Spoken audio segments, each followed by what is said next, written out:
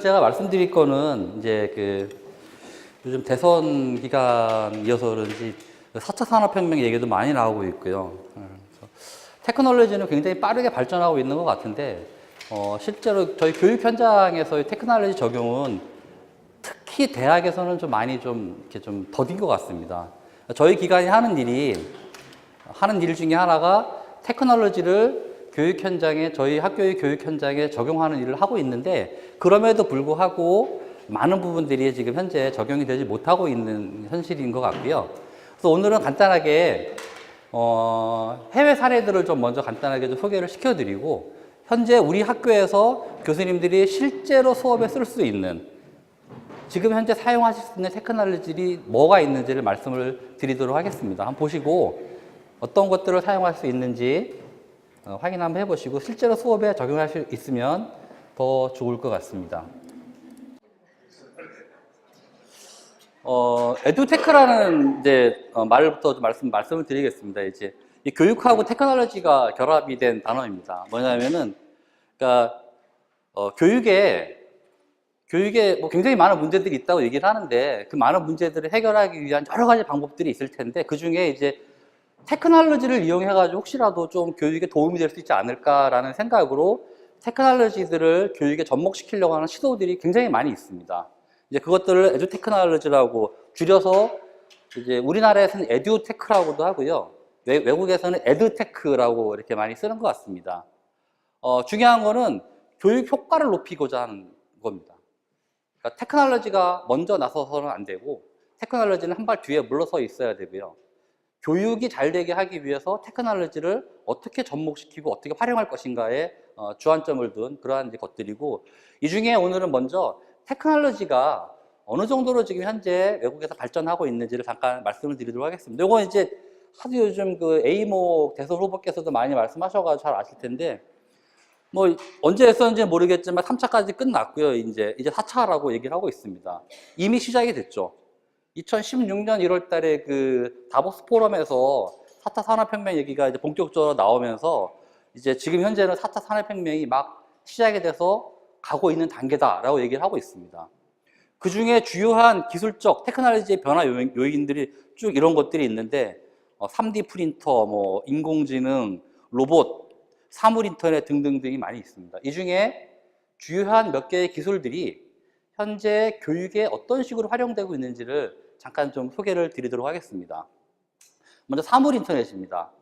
기존까지는 인터넷은 주로 사람들이 컴퓨터를 이용해가지고 인터넷에 접속하는 게 다였는데, 이제는 그러니까 사람이 아니라 사물들이 컴퓨터에 접속하는 시대입니다. 벌써 이거는 우리도 현실 세계에서 많이 이런 것들을 보고 있습니다. 가령 예를 들면은 사람이 없는데도 불구하고 저절로 그 공간에 어떤 전기가 끊어진다든지, 혹은 사람이 들어가면 저절로 불이 켜진다든지, 실제 지금 연세대학교에서는 각 강의실들에 센서를 달아놓고 사람이 없으면 5분 동안 움직임이 감지되지 않으면 전원이 다 차단돼 버립니다. 저희 학교도 지금 그런 식의 어떤 테크놀로지들을 강의실들이나 건물들에 적용하려고 시도를 하고 있습니다. 여기 있는 장비들은 한 회사에서 만드는 제품들입니다. 5만 가지 제품을 다 만드는데, 중국의 샤오미라는 기업입니다. 가정에서 쓰는 거라든지, 혹은 뭐 이런 이동하는 이런 거라든지, 시계 차는 거, 핸드폰, 그다음에 날아다니는 드론까지, 혹은 뭐 전기 포트, 공기청정기, 모든 거를 다 만들고 있고, 체중계도 만들죠. 근데 딱 하나 특징이 있습니다. 이 회사가 만드는 제품은 모든 게 다 인터넷에 연결이 됩니다. 모든 게 다 통신 포트를 내장하고 있어가지고 스마트폰으로 조작이 가능합니다. 그래서 아마 이 회사가 나중에 뭔가를 하게 되면 인터넷 쪽에서 굉장히 큰 어떤 역할을 하지 않을까라고 지금 생각을 하고 있고요. 대학에서는 강의실이나 도서관, 캠퍼스 전체의 스마트화가 굉장히 가속화될 수 있습니다. 좀 전에 연대 사례 말씀드린 것처럼 채광이나 온도, 습도, 조명, 출석이나 출입, 시설 관리 등을 모두가 다 인터넷에 연결된 센서들이 다 장비들에 부착이 되어 있으면 다 가능해집니다. 특히 이런 어떤 시설 관리 측면뿐만이 아니라, 더 나아가서 요즘은 인터넷 오브 띵스가 아니라 인터넷 오브 에브리띵이라고 그래가지고요. IOE, 모든 것들이 어떤 인터넷이라고 하는 것으로 발전을 하고 있는데, 그 단계까지 가게 되면 이제 사람들이 하고 있는 교수님이나 학생이나 직원이나 혹은 대학의 전체 성과, 퍼포먼스, 학생들의 학업 성적의 진도까지도 다 측정이 가능해지고 그것들이 모니터링 될 수 있는 환경까지가 될 수 있을 것 같습니다. 인터넷에 모든 사물들이 연결되면 데이터가 굉장히 커집니다. 기존에는 사람들이 그냥 검색한 데이터 주고받고 하는 정도였고 인터넷에서 데이터 올리고 하는 정도였지만, 그럼에도 불구하고 현재 매일 생산되는 데이터의 규모는 80억 테라바이트 정도가 매일 생산이 되고 있다고 합니다. 요거는 2년이 지나면은 이 배가 또 늘어날 테고요. 근데 만약에 IoT 세계가 되면은 이 정도 규모가 아닌 거죠. 사람이 배제되고 모든 사물들이 다 데이터 통신을 하기 때문에 규모는 상상할 수 없을 정도로 늘어나게 될 테고요. 그런 것들을 가지고 예전에는 주로 무슨 일이 있었는지, 왜 그런 일이 있었는지, 그리고 2000년대에는 그래서 지금 무슨 일이 일어났는지를 알게 됐다라면은 이제 앞으로는 앞으로 무슨 일이 일어날 것인가까지 예측이 가능하다라는 겁니다. 이거를 대학사회 교육에 접목을 시키게 되면은 러닝 어널리틱스라는 걸 얘기를 하고 있는데요. 학생들이 수업을 하면서 교육을 받으면서 예전에는 어떤 수업을 받았는지 성적이 뭔지 이런 것만 측정이 가능했다라면은 이제 앞으로는 이 학생이 중간고사 보기 전까지 이 학생이 했던 어떤 패턴들을 보니까 너는 경고를 받을 것 같아. 이런 것까지도 이미 만들어져 있습니다. 퍼듀 대학의 코스 시그널이라는 이 시스템을 통해 가지고 이미 만들어져 있습니다. 많은 데이터들, 수많은 학생들의 어떤 패턴들을 연구를 해가지고 그 데이터를 다 때려 넣으면은 저희 대학교에서 사이버 캠퍼스를 쓰고 있죠. 이 대학도 비슷한 시스템을 쓰고 있는데 학생들이 하고 있는 것들을 보면은 중간고사 보기 전에 이게 빨간불 들어온 애들은 얘네들은 기말고사 때 F를 받을 가능성이 높은 겁니다. 인공지능입니다. 이렇게 수많은 데이터들과 수많은 사물들이 인터넷에 연결돼서 데이터를 주고받게 되면은 이제는 사람이 판단할 수가 없습니다. 사람이 일일이 이것들을 뭐 데이터를 보고 느끼고 판단한다라는 것은 너무 느리고요. 이제 이때는 컴퓨터가 스스로 인공지능이라는 게 나타나서 스스로 자기가 데이터가 어느 정도 주고받고 있는지를 판단해 줘야 되는 겁니다. 뭐 아시겠지만 이미 사람이 인공지능한테 졌죠. 그리고 현실에서 보면은 이런 그 IBM 왓슨이나 구글 알파고 마이크로소프트 얘가 이제 코타나라는 건데 이미 윈도우 OS나 윈도우 폰에 이미 다 그 인공지능이 들어가 있어서 얘들이 사람하고 대화를 하는 그런 단계까지 가고 있습니다. 애플 시리는 굉장히 유명하죠. 뭐 시리야 사랑해 그러면 이러지 마세요. 뭐 이런 정도까지 발전해 있는 걸로 알고 있습니다. 의료 분야에서는 특히 IBM 왓슨을 도입해가지고 환자들의 어떤 그 진료를 해주는 환자가 와가지고 암 진단을 받을 때 이 사람이 어떤 형태의 암인지 갖다가 판단해주는 이런 단계로까지 발전했다고 합니다. 우리나라에는 한 5대가 들어와 있죠. 이 정도, 6대 정도가 지금 들어와 있는 것 같고, 인도나 미국, 중국에는 이 왓슨이라는 그 인공지능을 활용한 닥터 시스템이 굉장히 많이 들어와 있습니다. 이게 아마 그 건양대학교 병원이고 이게 길병원 같은데, 물론 이제 IBM 왓슨을 이용한 이런 체계를 가지고 전체 그 환자를 다 그냥 진단해 버리는 건 아닙니다.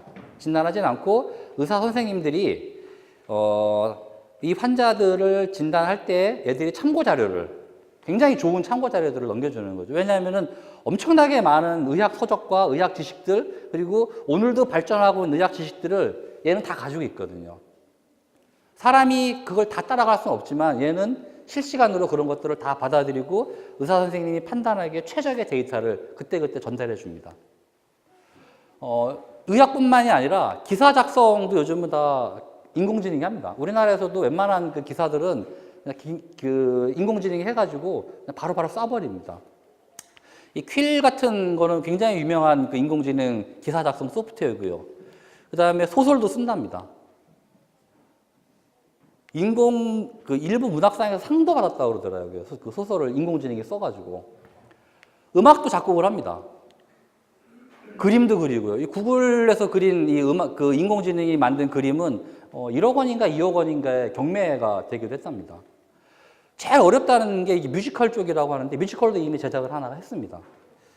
이거는 이제 그 2015년도에 인공지능을 활용한 조지아텍의 실험이었습니다. 그 컴퓨터 수업에서 어떤 교수님 한 분이 이 수업에 많은 학생들이 있었는데 9명의 튜터가 있었다고 합니다. 그 중에 한 명을 인공지능 튜터를 썼습니다. 질 왓슨이라는 인공지능 튜터를 썼는데 학기가 끝날 때까지 학생들은 그 인공지능 튜터가 인공지능인 줄 몰랐다는 거죠. 그냥 사람이 이렇게 사람이 어떤 질문에 답을 해주는 줄 알고 있었을 정도로 이미 대학 사회에서 2015년서부터 이런 인공지능 튜터를 쓰고 있었다는 얘기고요. 이 오스트레일리아에 있는 이 디인 유니버시티라는 곳에서는 이것도 IBM 왓슨을 인공지능으로 쓰고 있는데 하루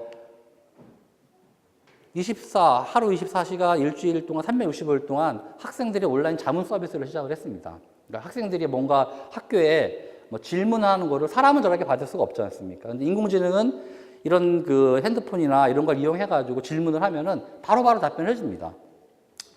첫 학기에 한 3만 개가 넘는 질문을 답변을 했고요. 그 결과 학교에서는 한 5%에서 10% 정도 직원들이 어떤 그 문의가 감소했다라고 얘기를 하고 있습니다. 이거 조금만 더 발전하면은 이제, 저희 대학 같은 경우에도 각 행정부서들이나 혹은 그 단대 행정실 같은 데 학생들 질문하는 거를 이제 직원 선생님들이나 이런 분들이 안 받고 얘가 다 답변해 줄 수 있는 뭐 이런 시기까지 올 것 같고요. 교수님들이 수업에 만약에 적용하게 된다면 기본적인 질문은 이 컴퓨터가 다 처리해 주고 교수님들은 다른 역할을 할 수 있는 그런 시기가 되지 않을까 싶습니다. 로봇은 이것도 지금 제가 동영상을 준비했는데 시스템상 돌아가지는 않을 것 같고요. 이 보스턴 다이나믹스라는 회사에서 만든 굉장히 다양한 로봇들이 있습니다. 이 뭐냐면은 이 로봇들을 그 기존에 저희가 이렇게 그 많이 봐왔던 그런 좀 어설픈 로봇들은 아니고요. 이 로봇은 굉장히 빨리 달립니다. 이 로봇은 두 발로 걸어 달리는데 사람이 밀어도 안 넘어집니다. 얘네도 두 발로 달리는데 굉장히 빠른 속도로 달리고 점프까지 합니다. 이 정도 테이블은 그냥 점프해서 넘어버리기도 하고 얘는 네 발 달린 로봇인데 넘어지면 저절로 혼자 잘 일어섭니다. 일어서기도 하고 컵을 이렇게 옮기기도 하고 동영상은 안 돌아갈 것 같습니다. 일본에서 만든 페퍼라는 로봇입니다. 이 로봇은 뭐냐면은 이제 인공지능 기능이 들어가 있고요. 그 다음에 이런 네스카페 매장 같은 데에서 손님들을 응대를 합니다. 인공지능이 있기 때문에 굉장히 응대를 잘 합니다. 1년 365일 동안 월급도 안 줘도 되고요. 값도 쌉니다. 150만 원 정도. 뭐 이거 당연히 내가 만약 사장님이라면 사람을 쓰는 것보다는 이게 훨씬 더 하루 종일 쓸 수도 있고 돈 달라는 얘기도 안 하고 뭐 밥도 달라는 얘기도 없고요. 재밌는 거는 이제 소프트뱅크가 이거를 학교에 이만큼 기증을 했답니다. 2천여 대를 기증해가지고 로봇을 활용한 교육을 이걸 가지고 한번 해봐라 라고 이제 기증을 했고요. 실제로 저런 식의 로봇이 아니라고 할지라도 이런 식의 그 단순한 형태의 로봇들도 있습니다. 이거 대학들에서 이건 굉장히 많이 쓰고 있습니다. 얘는 그냥 걸어 다니는 움직일 수 있는 그냥 그런 간단한 형태의 로봇인데 이 위에는 아이패드가 있습니다. 이 학생은 암에 걸린 학생인데 집에서 못 나옵니다. 못 나오는데 이거가 학교에 있는 거죠. 그래서 실제로 이런 형태의 로봇들을 써가지고 원격 진료나 원격 교육 그리고 이렇게 그 원격 교육에도 학생이 못 나오는 경우에도 실제로 지금 활용을 하고 있다고 합니다. 이제 모든 소프트웨어나 어떤 시스템들을 컴퓨터 안에 설치해서 하는 시대는 이미 지났습니다. 거의 모든 이제 소프트웨어나 어떤 시스템들이 다 클라우드화되고 있습니다. 최근에는 클라우드는 이제 하늘 위에 있는 거고요. 클라우드의 개념을 넘어서서 이제 포그 컴퓨팅이라고요. 포그, 안개처럼 우리 주위에 어딘가에 존재하는 컴퓨터들이 우리의 어떤 일들을 다 처리해주는 그런 시기가 온 것 같습니다. 아까 말씀드린 IoT 시기가 되면은 눈에는 보이지 않지만 우리 주위에 수많은 센서와 컴퓨터들이 그런 일을 한다는 거고요. 이거는 애플이 만든 클라우드 소프트웨어 중에 하나입니다. iCloud.com이라는 사이트를 들어가면은 메일이나 오피스 이런 것들을 다 그냥 웹브라우저 하나로 다 처리를 할 수 있습니다. 그리고 이거는 최근에 저희가 공대에 설치한 강의실인데 실습실입니다. 이 방에 있는 컴퓨터는 컴퓨터 하드디스크가 없습니다. 하드디스크는 없고 컴퓨터 딱 키면은 이 실습실들인데요. 컴퓨터를 켜면 서버에서 OS랑 소프트웨어를 다 내려받습니다. 그리고 딱 끄면 그냥 그 본체만, 모니터만 꺼지는 거죠, 사실은. 뭐 이런 형태로 지금 만들어져 있습니다. 이렇게 클라우드 컴퓨팅 환경이 되면은 일단 서비스가 굉장히 좋아지고요. 그 다음에 비용도 낮출 수 있고, 관리하는 측면에서는 유지보수 굉장히 편해집니다. 30대 또는 100대의 컴퓨터를 사람 한 사람이 관리하는 건 불가능한데, 이거는 저희가 그냥 서버 관리 한 대만 하면 되니까요. 앞으로 이런 식의 그 컴퓨터 실습실은 저희가 굉장히 많이 늘릴 수 있습니다. 지금 저희가 그 서버는 한 1000대가량 그 관리할 수 있는 그런 정도의 환경을 만들어 놨습니다. 뭐 이 동네 대장은 구글입니다. 이런 클라우드 쪽을 하는 데는 거의 뭐 구글이 왕이고요. 그러니까 선생님들이 컴퓨터를 할 수 있는 모든 거는 다 구글이 제공해주고 있습니다. 시스템 설치하는 게 아니라 구글에 접속하면은 모든 것들을 다 하실 수가 있고요. 저희 학교는 선생님들 포탈에 로그인 하시면 오피스 365라는 게 아마 포탈 상단에 메뉴가 떠 있을 겁니다. 그거 딱 클릭하시면 이거 다 쓸 수 있습니다.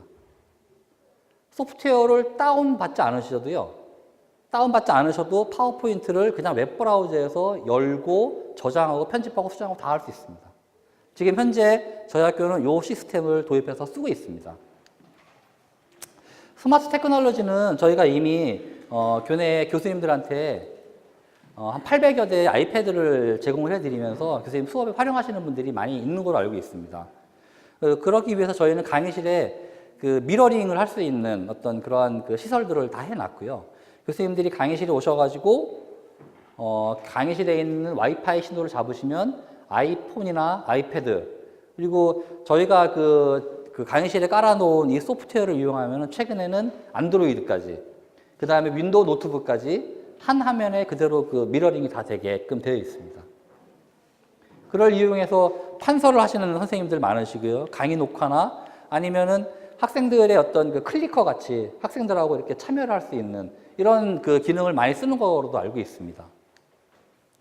실제로 그 수업 시간에 쓰는 거는 음악 시간에 이런 식으로 학생들이 직접 악기들 잔뜩 갖다 놓고 협연을 할 수는 없지만, 그렇지만 이렇게 그 아이패드에 있는 게러지 밴드라는 걸 이용하면은 굉장히 다양한 그 협연을 할 수가 있습니다.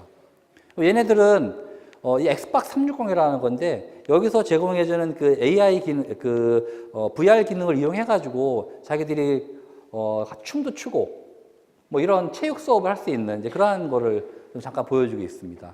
최근에 이제 VR 쪽이 굉장히 많이 뜨고 있습니다. 외국의 어느 교수님은 VR을 차세대의 타임머신이다까지 얘기를 하고 있습니다. 뭐냐면은 기존에는 어떤 안경을 쓰거나 혹은 뭔가 컴퓨터 화면으로만 어떤 VR들을 봤는데 이제 그렇지 않다는 거죠. 예전에는 많이 보던 게 이제 AR 부분이죠. 이렇게 아이폰이나 이런 거 갖다 대면 어떤 카드 위에서 이런 식의 사물이 올라오기도 하고요. 근데 최근에 이제 오그먼트 리얼 버추얼리티라고 그래가지고 고글 같은 걸 쓰면은 이 현실 공간에 이런 식의 어떤 가상 사물이 나타나는 이런 것들이 있습니다. 실제로 미국에서는 이런 걸 이용해가지고 의과대학에서 교육용 자료로 활용을 하고 있습니다. 그리고 구글 같은 경우에는 익스페디션이라고 그래가지고 세계 각국의 어떤 여행지를 돌아다니는 거를 학생들한테 소프트웨어로 제공을 해주기도 합니다. 이거는 굉장히 비싸겠지만 이 구글은 얘는 한 $10 정도밖에 안 합니다. 그리고 최근에 이 매직립이라는 회사에서 만든 이 기능은 이런 거 안 쓰고 그냥 학생들 다 있는 대강당에서 한 8초짜리 이 고래가 점프하는 이런 기술을 시연을 했습니다. 이 뒤로 더 이상의 발전이 없어가지고 사기다라는 얘기도 나오고 있는데, 어쨌거나 요 8초짜리 동영상을 만들면서 수백억을 이렇게 펀딩을 받았다는 얘기가 있습니다. 이건 워낙 뭐 요즘 유명하니까 더 이상 말씀 안 드려도 될 것 같고요. 지금까지 말씀드린 이런 굉장히 4차 산업혁명 이후에 어쨌든 간에 그 교육을 도움을 주기 위해 가지고 많은 기술들을 이렇게 연구하고 있는 기업들이 굉장히 많이 있습니다. 이 수많은 기업들이 현재 에듀테크라는 이름으로 자기의 나름의 어떤 그 기술들을 발전시키고 있는, 그래서 이것들을 그 대학이나 초중고등학교에서 실제 사용할 수 있도록 도움을 주고 있는 기업들이 있고요. 이 중에 좀 유명한 사례가 이 미네르바 스쿨이라는 게 있습니다. 뭐 아시겠지만 이 학교는 오프라인 캠퍼스가 없는 대학입니다. 오프라인 캠퍼스는 없고 온라인으로만 수업을 합니다. 온라인으로 수업을 하는데, 온라인 수업하면 저희가 늘 이렇게 생각하고 있는 것처럼 어떤 동영상 강의를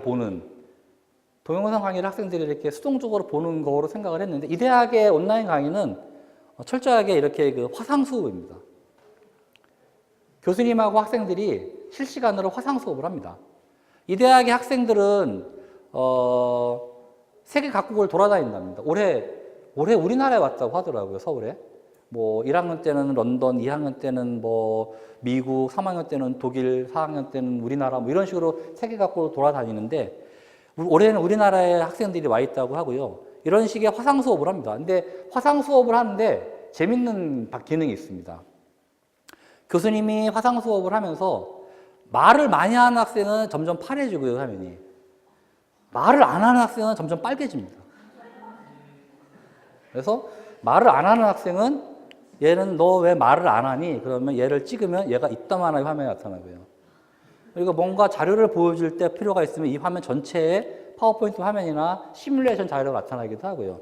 중간에 여기 시험을 풀 수도 있습니다. 아니면 이 공간에 어떤 학생들이 어떤 데이터를 입력하게끔도 할 수 있습니다. 그러면 한동안 한 시간 동안 수업한 내용들은 각 학생별로 이렇게 그 기록이 됩니다. 학생이 수업 시간에 어떤 식으로 참여했고 어떤 식의 그 활동을 했는지가 다 기록이 돼서 나타납니다.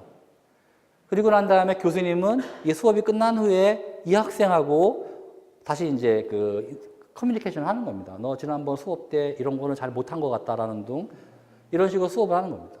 그러니까 학생이나 교수님이나 비록 온라인 수업이지만 오프라인 수업에서보다 훨씬 더 많은 상호작용이 일어나는 그러한 형태의 수업 모형으로 제가 알고 있습니다. 지금까지는 이제 온라인 쪽 테크놀로지 쪽을 말씀을 드렸다면은 잠깐 오프라인에서의 어떤 테크놀로지들을 좀 말씀드리려고 하겠습니다. 이거는 이제 우리 아시아에서 제일 좋다고 하는 대학 중에 하나인 그 싱가포르의 그 난양 테크놀로지 대학입니다. 난양 공대인데 2015년도인가에 이런 건물을 만들었더라고요. 더 하이브라는 건물입니다. 일단 겉보기에도 되게 범상치 않아 보이고요. 한 700억 정도 들여서 만들었다고 하는데 내부는 이렇게 생겼습니다. 총 한 60개 정도의 강의실이 들어가 있는데 강의실은 전부 다 이런 식의 공간입니다. 다 그 플립 러닝을 위한 전용 건물입니다. 최근에 그 플립 러닝을 많이 얘기를 하고 있는데 아예 플립 러닝을 그 대학 수업의 어떤 기본적인 수업 형태로 받아들이기 위해 가지고 건물을 새로 만들고 강의실들 한 50개, 60개 정도를 저런 전용 강의실을 만들어 버린 거죠. 그러기 위해서 저 대학이 한 10년 전부터 했던 일이 있습니다. 대학의 모든 강의를 다 녹화를 했습니다. 모든 강의실에는 기본적으로 다 녹화 시설이 있고요. 저 대학의 교수님들은 본인의 강의를 녹화하는 거를 당연한 거로 기억하고 있어요. 당연한 거로. 대학의 문화가 돼버린 거죠. 그 관제팀 그쪽에 가면은 그 모든 대학 강의실들이 다 이렇게 그 관제 시설로 다 모니터링이 되고 다 저장이 됩니다. 그걸 이용해서 지금 저런 건물 만들고 이런 식의 어떤 수업 공간까지 만들어서 플립 러닝이 대학의 기본적인 수업 방법이 되게끔 그렇게 만든 대학인 걸로 알고 있습니다. 최근에 만든 것 중에 이제 우리나라에는 러닝 스페이스를 유니스트에서 좀 이런 식으로도 만들고 있는 것 같습니다. 이거는 이제 러닝 커먼스라고 이름을 여기서 붙인 것 같은데 학생들이 자율학습 공간입니다. 자율학습 공간인데 여기에 이제 이렇게 그 봉 같은 게 있고요. 학생 앞에는 이렇게 버튼이 있습니다. 버튼을 누르면 불이 딱 켜지고 숫자가 찍히면은 튜터들이 와가지고 학생이 공부하는 데서 너 뭐 모르는 게 있냐고 물어보는 겁니다. 튜터는 항상 상주하고 있고요. 그러니까 약간 그 액티브 러닝 클래스룸, 그러니까 그 능동학습 같은 곳이 되어 있는데 튜터들이 항상 상주해 있고 그리고 버튼을 누르는 거에 따라서 해당하는 어떤 그 교과목 관련된 튜터가 가서 거기에 대한 질의응답을 해주고 하는 굉장히 좀 재미있는 형태의 어떤 그 강의실 시설을 가지고 있는 것 같습니다. 이거는 이제 저희 대학에서도 두 군데 강의실에 이걸 만들고 있는데요. 노드 체어라는 겁니다. 이렇게 건물 공간을 만드는 것도 있지만 이렇게 강의실 안에 이런 그 책걸상, 일체형 책걸상 하나만 가지고 있어도 굉장히 수업을 다양하게 할 수 있는 굉장히 자연스럽게 돌아다닙니다. 굉장히 편하게 그 교수님들이 수업 대응을 변경할 수 있는 그런 형태의 구조를 가지고 있습니다. 지금까지 그 짤막하게 해외 사례들을 잠깐 말씀을 드렸고요. 이제 저희 대학에서 사용할 수 있는 것들을 좀 말씀을 드리겠습니다. 저희 대학에서는 그 전 총장님 시절에 버추얼 이어라는 프로젝트를 시작을 했습니다. 뭐냐면은 대학 강의실과 그 다음에 대학 강의실에서 일어나는 모든 거를 좀 콘텐츠화하고 이것들을 다양한 곳에서 활용할 수 있게끔 하자라는 어떤 기본적인 시도였고요. 그래서 대학의 캠퍼스를 스마트하게 하고 온라인 시스템들도 좀 잘 만들어 보자라는 어떤 큰 프로젝트를 가지고 거의 지금 한 5년째 이 작업을 해오고 있습니다. 가장 최근에 만들어진 거는 더 포트폴리오입니다.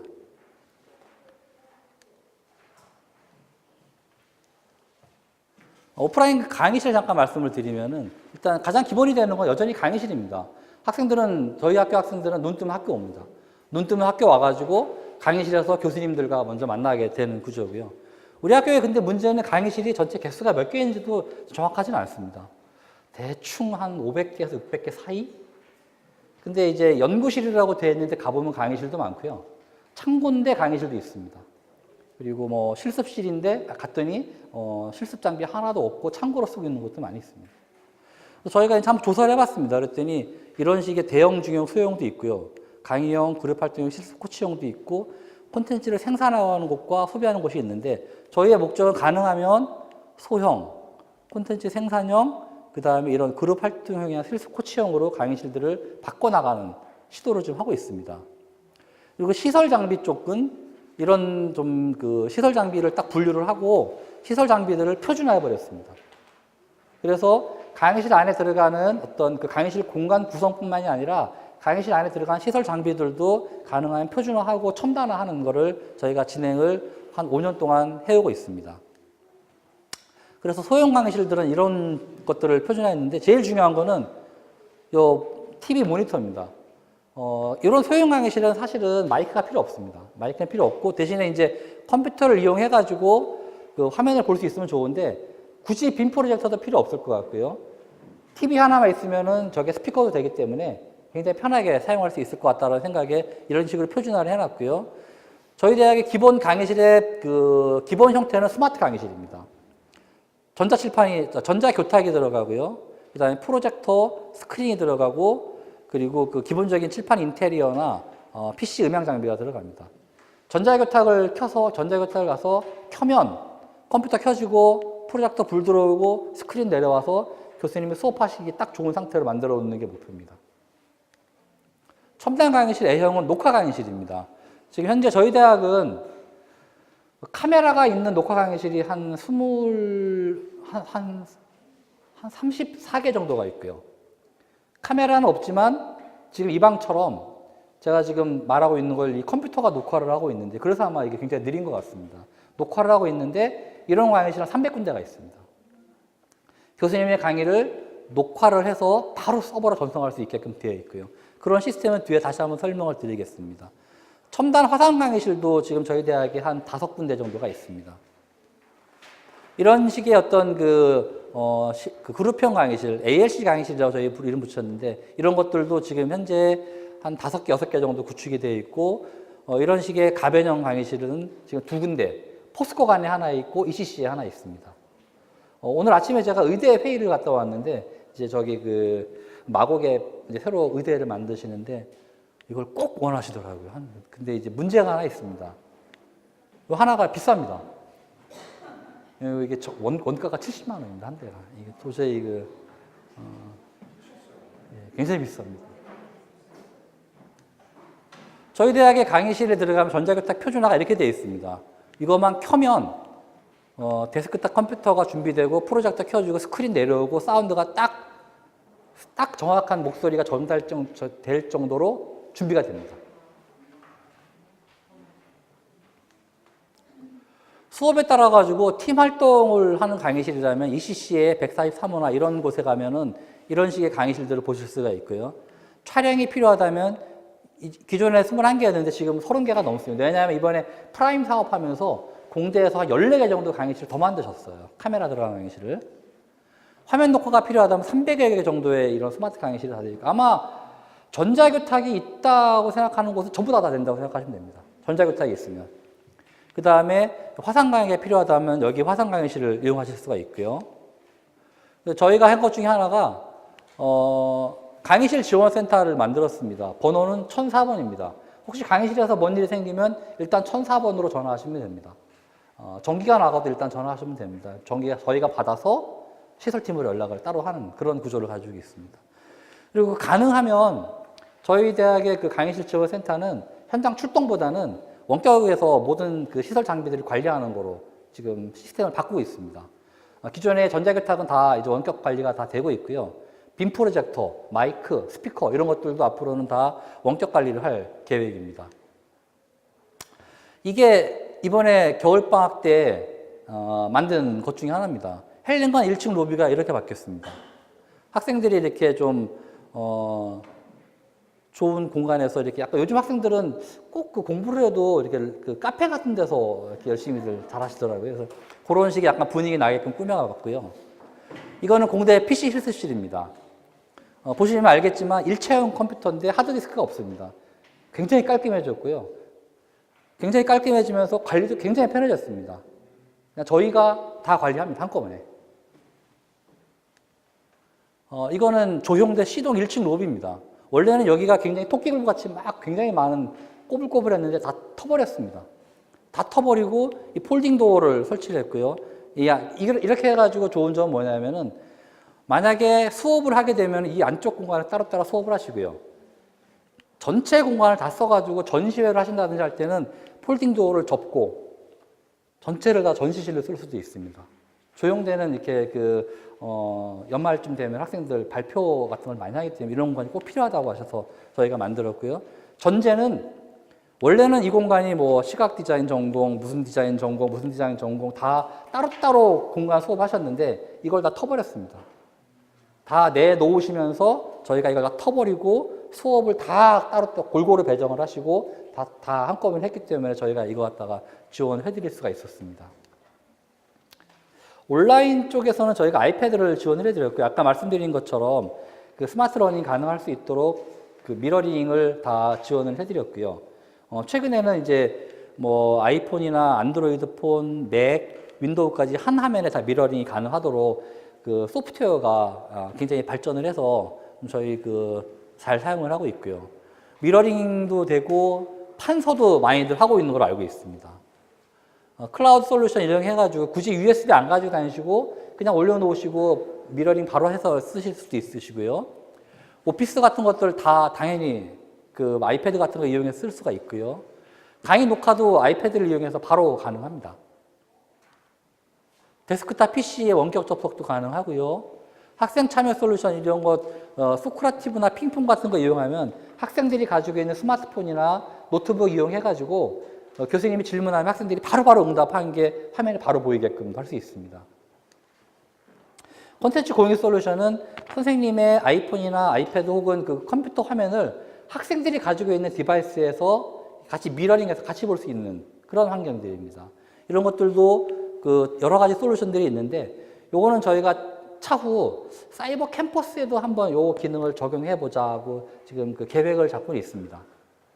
그러니까 교수님들이 사이버 캠퍼스에 파워포인트를 올려놓고 파워포인트를 사이버 캠퍼스에서 딱 오픈을 하시면 학생들이 만약에 그 사이버 캠퍼스 같은 강의실에 들어가 있으면 파워포인트가 같이 열리는 거죠.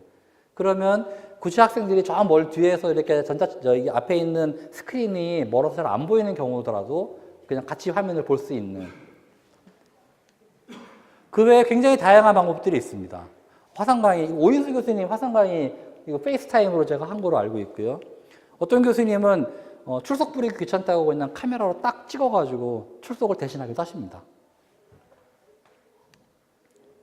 이건 교수님들한테 저희가 받은 자료고요. 그래서 저희가 책도 만들어가지고 저희가 지금 무료로 배포하고 있습니다. 온라인 시스템을 잠시 말씀을 드리도록 하겠습니다. 코어 시스템인데 이거는 저희 대학의 교수님들만 사용할 수 있는 유튜브입니다. 교수님들이 동영상 각종 자료들을 가지고 계신 거를 업로드도 하실 수 있고요.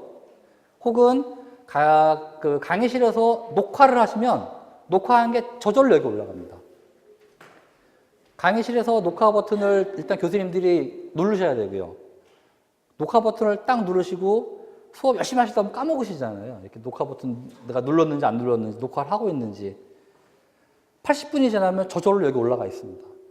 녹화는 80분 동안 딱 진행이 되고 80분이 지나면 녹화 딱 끊어지고 서버로 딱 업로드 됩니다. 올라가면 교수님 혼자만 볼 수 있습니다. 1차는. 아이고. 교수님 혼자만 보실 수 있고 딱 봤을 때 이거 이 정도면은 우리 내 수업 듣는 학생들한테 보여주면 좋겠다 싶을 때 학생들한테 오픈하시면 학생들은 사이버 캠퍼스에서 그 동영상을 볼 수가 있고요. 원래 저희가 이 시스템을 만든 목적은 그 교수님들이 본인의 강의를 녹화를 하시고 내가 강의를 잘하고 있나 못하고 있나 한번 성찰해 보시고자 저희가 이 시스템을 만들었고요.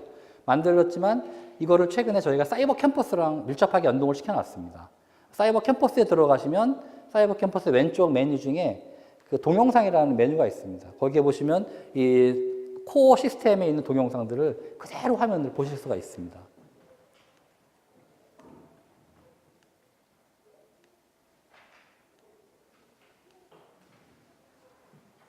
이게 최근에 저희가 새로 만든 이제 사이버 캠퍼스인데요. 여기에 보시면은 동영상 관리가 있습니다. 이거는 저희가 업체에다가 새로 이렇게 뭐 처음부터 맨땅에 헤딩하듯이 만든 건 아니고 원래 있던 무들이라는 오픈소스 LMS를 저희가 도입을 한 겁니다. 그걸 커스터마이징해서 만들었고요. 최근에 2016년도에 그 아이폰 안드로이드 전용 앱도 만들었습니다. 저희가 모니터링을 해보니까 그 노트북이나 컴퓨터로 로그인하는 학생보다 이쪽이 더 많습니다. 학생들은 학교에 와가지고 아이폰이나 안드로이드로 사이버 캠퍼스에 접속을 많이 하는 걸로 이제 되어 있습니다. 특히 이번에 이렇게 저희가 이 사이버 캠퍼스를 업데이트하면서 e클래스라는 기능을 새로 넣었습니다. 이건 뭐냐면은 기존에는 사이버 캠퍼스의 강의실이 학교에서 개설되는 강의만 오픈이 됐는데 이제는 아닙니다. 교수님들 누구나 혹은 직원 선생님들 누구나 혹은 학생들 누구나 이화인이면 강의실을 만들 수가 있습니다. 혼자 만드는 겁니다. 혼자 만들어서 외부의 다른 교수님들이나 다른 학생들하고 여기서 팀 프로젝트를 하셔도 되고요. 혹은 내가 사이버 캠퍼스 강의실에 있는 기능들을 한번 나 혼자 연습해보고 싶어. 이럴 때도 쓰셔도 됩니다. 강의실 안에 있는 많은 기능들이 있지만 이게 실시간으로 수업이 진행되는 거기 때문에 연습을 하기가 좀 어렵지 않습니까? 혼자 강의실 하나 이건 제가 혼자 만든 겁니다. 만들어가지고 이 안에서 많이 테스트를 해보시고 또는 다른 학생들하고 팀 프로젝트를 해도 되고요. 학생들도 많이 만들고 있습니다. 최근에 보니까 한 150개 정도의 지금 e클래스, 개인이 혼자 만든 이 e클래스가 개설이 된 거로 지금 되어 있습니다. 저희 사이버 캠퍼스는 뭐 대부분의 교수님들이 과목을 사용하고 계시고요. 이런 기능들을 많이 씁니다. 공지사항 많이 쓰시고요. 자료 등록, 게시판, 질의응답하는 데 많이 쓰십니다. 그리고 우리 학교 학생들의 특징인데 일단 눈 뜨면 학교에 오니까 학교에 와서 사이버 캠퍼스 접속을 합니다. 밤에는 안 합니다. 잘.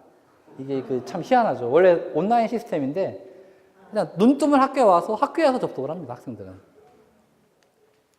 요거는 제가 사캠 관리자 선생님한테 한번 받았는데 공지사항에 선생님이 글을 등록을 하면 학생들한테 사이버 캠퍼스 앱으로 알림이 바로 갑니다.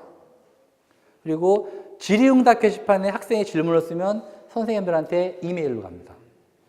예, 그리고 과제 피드백이나 관리 및 우수 과제 공유 기능이 가능한데 피드백은 뭐냐면은 학생들한테 피드백을 줄 때 왜 택배 선생님들 받으실 때 이렇게 클릭해가지고 부재시 경비실에 맡겨주세요. 뭐 이런 거 이렇게 자동으로 입력되게 하는 그런 기능입니다. 교수님들이 미리 피드백을 쭉 입력해 놓으셔도 되고요. 아니면 입력해 놨던 게 있으면은 그 땡겨가지고 그냥 피드백을 이렇게 클릭해가지고 집어넣을 수 있게끔 만들어 놓은 기능이고 우수과제 공유 기능도 가능하고요. 그리고 최근에 만든 것 중에 출석부 교수님들 이제 만드시는 거를 행정실에 이제 사이버 캠퍼스 출석부를 제출이 가능합니다. 기존에 이렇게 손으로 쓰셨던 출석부를 사이버 캠퍼스에서 이제 활용이 가능하다는 얘기고요. 요것도 저희가 그 교무랑 작업해가지고 사이버 캠퍼스 출석부도 인정받게끔 해놨습니다. 성적을 사이버 캠퍼스에서 쭉 정리하신 다음에 다운로드 받아가지고 유레카에 바로 업로드 가능하게끔 해놨습니다. 이거는 이제 원래는 유레카에 전송하면 전송 딱 해서 바로 가게끔 하려고 그랬는데 이건 위험하다고 하셔가지고 다운로드 받아서 한번 확인하시고 업로드 되는 거로 그렇게 만들어 놨습니다. 그 다음에 팀플 게시판이나 이런 것도 굉장히 유용하고요. 이전 학기 자료는 바로 가져올 수 있습니다. 이거는 뭐냐면은 저희 사이버 캠퍼스는 학생들이 딱 강의 시작하면 많이 쓰는 겁니다. 교수님들도 그러고 학생들도 그러고 최근에 보통 이 수업 시작하면 한 1000명 정도가 동시 사용을 합니다. 쉐어 시스템은 저희 학교에서 만들어지는 각종 콘텐츠들을 업로드 해놓고 교수님들 강의 자료나 혹은 이런 데 쓸 수 있게끔 이렇게 좀 우수 교수님들 우수 강의 동영상 같은 거 저희가 촬영해가지고 올려놓기도 하고요. 파워포인트 같은 거 교수님들 이렇게 다운로드 받아 쓰라고 자료 올려놓기도 한 그러한 공간입니다. 유튜브에 저희도 이제 강의 공개를 많이 했고요. 그 다음에 아이튠스 U도 강의 공개 시스템이 저희가 있습니다. 최근에는 K묵을 통해 가지고 저희 대학의 강의를 많이 지금 공개해서 학생들이 굉장히 반응 좋고요. 작년 올해 해가지고 저희 대학의 김찬주 교수님 강의랑 올해는 신경식 교수님 빅데이터 강의가 학생들이 제일 많이 들어오는 강의로 인기 강의로 계속 지금 신문상에 나오고 있습니다. 가장 최근에 만든 거는 더 포트폴리오입니다. 더 포트폴리오는 우리 학교 인재상이 이제 더 인재라는 건데 더 인재가 되려면 5가지 핵심 역량이 있습니다. 지창문공세. 교수님들 강의 수업 개설하시면서 지식 몇 점, 창의 몇 점 해가지고 합계 100점 입력하셨지 않습니까? 그 입력하신 그 값들이 여기 학생들한테 보입니다. 나중에. 학생이 수업을 쫙 들으면은 어떤 교과목을 들었지 않습니까? 교수님들은 그 수업을 들을 때 몇 점 입력한 게 나는 여기가 이렇게 됐구나라고 학생들한테 비주얼하게 보이게끔 되어 있습니다. 즉 학생들이 학교에 입학해가지고 어떤 교과목을 듣고 어떤 비교과 활동을 했는지를 한꺼번에 다 관리하는 시스템입니다. 전체 시스템은 굉장히 다양한 이제 시스템이 되어 있고 사이버 캠퍼스를 포함한 유레카 사이버 캠퍼스 경력개발 시스템, 학생 상담 시스템들이 다 연동이 되어 있습니다.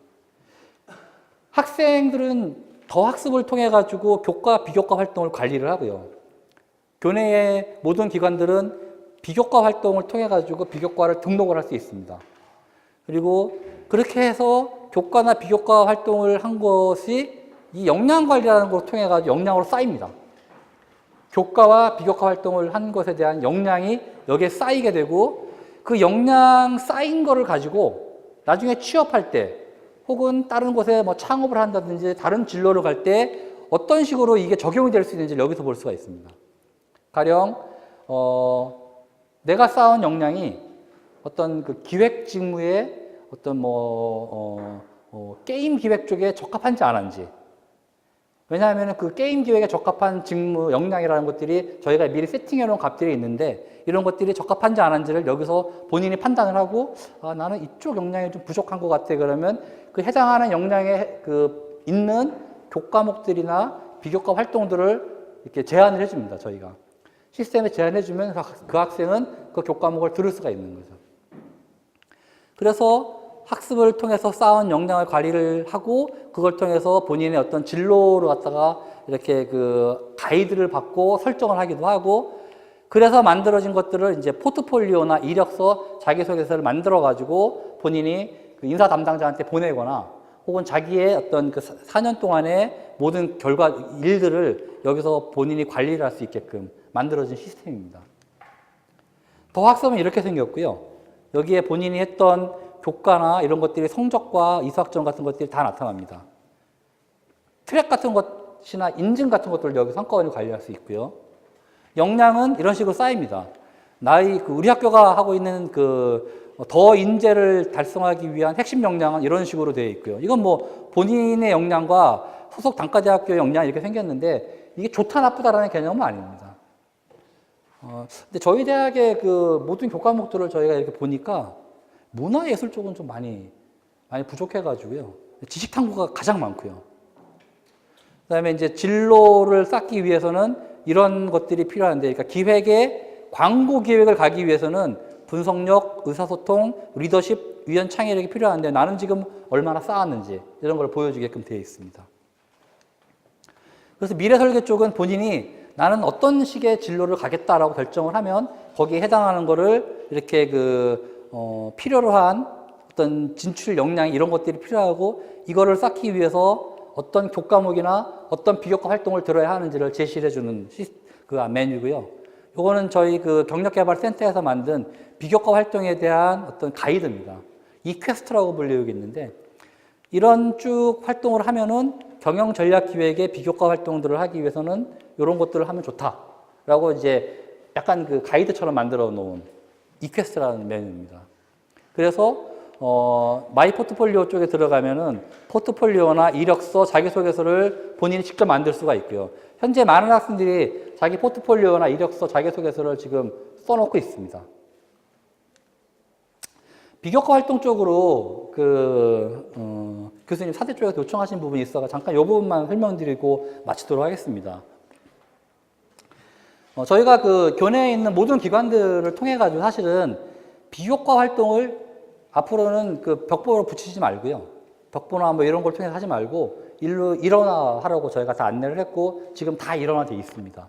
각 전공이나 단과대학, 뭐 학생 입학, 아니면은 뭐 다른 어떤 동아리나 이런 쪽에서 하는 모든 비교과 활동들을 비교과 활동이라는 메뉴를 클릭을 하고 들어가시면은 여기에 다 이렇게 입력이 되어 있습니다.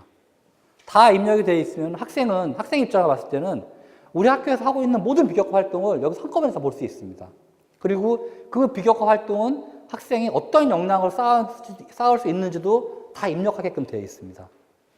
그래서 내가 이 비교과 활동을 단 이제 그런 건 있죠. 만약에 이제 음대에서 어떤 비교과 활동을 올려놨는데 이거는 음대 재학생만 들어야 되는 거다. 그러면 이제 비교과 음대에서 입력할 때 음대라고 딱 체크하면은 다른 학생들은 이 메뉴가 안 보입니다.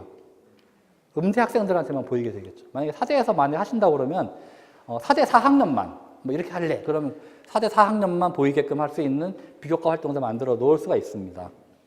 그런 것은 이 아르테나라는 김수정 선생님한테 메일을 보내시면 관리자 권한을 드립니다. 모든 분들이 다 오픈되어 있는 게 아니고요. 단대 행정실이나 전공에 있는 자연인, 그러니까 단대 행정실의 팀장님이나 혹은 각 과에 있는 조교 선생님이라 될지라도 누군가가 포탈에 로그인할 수 있는 학번이나 교본을 가진 분이면은 그분에게 저희가 비교과 활동을 개설할 수 있는 권한을 드립니다. 그럼 그분이 여기다가 비교과 활동을 입력을 하시면 바로 여기에 이제 나타나게 되고 이렇게 되어야 학생들은 우리 학교 전체의 비교과가 뭔지 알고 내가 1학년 때부터 4학년 때까지 어떤 비교과 활동을 했는지를 일목요연하게 관리가 가능합니다. 대학 차원에서도 비교과 활동들이 그냥 한번 나타났다 사라지는 게 아니라 이런 것들이 있었고 이런 것들이 학생들에게 어떤 식으로 도움을 줬구나라는 것에 대한 데이터를 가질 수가 있습니다.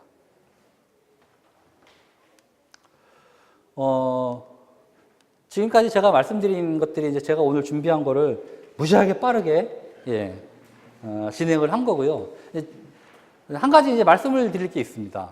이게 제가 오늘은 이제 테크놀로지 쪽이니까 제가 이제 교육혁신센터 팀장이고 무크센터 팀장인데 무크센터 팀장의 입장으로 한번 말씀을 드린 겁니다. 뭐냐면은 테크놀로지를 일단 계속 말씀을 드렸고요. 우리 학교나 외국에서 테크놀로지가 이렇게 되어 있고 이런 식으로 발전하고 있습니다. 우리 이런 거 쓸 수 있습니다. 말씀을 드렸는데 테크놀로지가 이런 것들이 있다라는 것이지 이걸 수업 시간에 도입해서 사용하고 교수님들이 어떤 교육 활동을 사용하는 것은 결국은 교수님들의 몫이라는 것을 말씀을 드리고 싶습니다. 테크놀로지가 한 발 뒤로 물러서 있을 때 오히려 교육이 눈에 보이는 그러한 일이 많은 걸로 알고 있습니다. 괜히 테크놀로지 잘못 사용해가지고 테크놀로지 압도되면 교수님이나 학생들이나 이 교육은 사라지고 테크놀로지의 전시공간이 되어버리는 황당한 사태가 발생할 수 있으니까 잘 판단하시고 테크놀로지들을 잘 활용하시면 도구로서 굉장히 많은 도움이 되리라고 생각을 합니다. 네, 감사합니다.